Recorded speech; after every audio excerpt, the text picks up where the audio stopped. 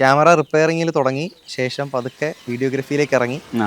അവിടുന്ന് പിന്നെ എങ്ങനെയായിരുന്നു ഇപ്പൊ കാണുന്ന ഈ ഡ്രോണുകളുടെ ഒരു അത് വീഡിയോഗ്രാഫിയിലേക്ക് ഇറങ്ങണേക്കാൾ മുമ്പ് ഈ റിപ്പയറിങ്ങിന് വേണ്ടി ഞാൻ മദ്രാസിൽ പോണ സമയത്ത് നമുക്കിവിടെ സ്പെയർ കിട്ടില്ല. അപ്പൊ നമ്മൾ ഈ ആമ്പലൂർ ഷോപ്പിൽ റിപ്പയർ ചെയ്യണ സമയത്ത് ഇതിന്റെ ക്യാമറയുടെ സ്പെയറുകൾ കിട്ടില്ല. അതിന് ചെന്നൈക്ക് മൗണ്ട് റോഡിലേക്കാണ് പോവാ. അപ്പൊ ഞങ്ങൾ ചിലപ്പോൾ 2-3 ദിവസം അവിടെ താമസിക്കേണ്ടി വരും.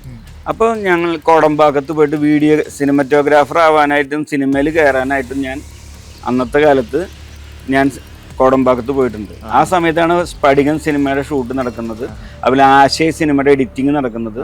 അപ്പോൾ ഈ സമയത്തൊക്കെ VT Vijayan, B Lenin sir അവരുടെ അടുത്തൊക്കെ പോയി സ്റ്റുഡിയോയുടെ ഉള്ളിൽ പോയിട്ട് ഫിലിം കട്ട് ചെയ്തിട്ട് എഡിറ്റ് ചെയ്യുന്നത് എങ്ങനെയാണെന്നും, അതുപോലെ J. വില്യംസ് സ്പടികൻ സിനിമ ചെയ്തതിൽ കൂടുതൽ ഭാഗം ചെയ്ത് J. വില്യംസ് ആണ്, അവസാനത്തെ കുറച്ച് ഭാഗം ചെയ്ത് S. കുമാർ സാറാണ്. ഈ J. വില്യംസ് സാറിൻ്റെ വീട്ടിൽ ഞങ്ങൾ പോയി. അപ്പോൾ ഞങ്ങൾക്ക് ഈ സിനിമാറ്റോഗ്രഫി പഠിക്കണം എന്ന് പറഞ്ഞ് അദ്ദേഹത്തിൻ്റെ കൂടെ പോയി. അപ്പോൾ അദ്ദേഹം പറഞ്ഞു, നിങ്ങൾ എൻ്റെ കൂടെ കൂടിക്കോളൂ, ഒരു 2 ലക്ഷം രൂപ എനിക്ക് തരാം, കാരണം നിങ്ങളുടെ കയ്യിൽ നിന്ന് ലെൻസ് വീഴുകയോ മറ്റെന്തെങ്കിലും വന്നാൽ നിങ്ങൾക്ക് പ്രശ്നമാവും. അതിൻ്റെ പേരിൽ ആ പൈസ കൊടുക്കാനില്ലാത്ത കാരണം തിരിച്ച് വീണ്ടും റിപ്പയർ ചെയ്യാൻ കൊണ്ടുപോയ സാധനം തിരിച്ചു കൊണ്ടുവന്നിട്ട് വീണ്ടും ഇതിൽ തുടർന്നു. അത് തൽക്കാലം നിർത്തിവെച്ച്. പിന്നെ വർഷങ്ങൾക്ക് ശേഷം വീണ്ടും മക്കളൊക്കെ ഒന്ന് വലുതായി കഴിഞ്ഞപ്പോൾ വീണ്ടും സിനിമയിലേക്ക് ഇറങ്ങണമെന്ന് തോന്നി.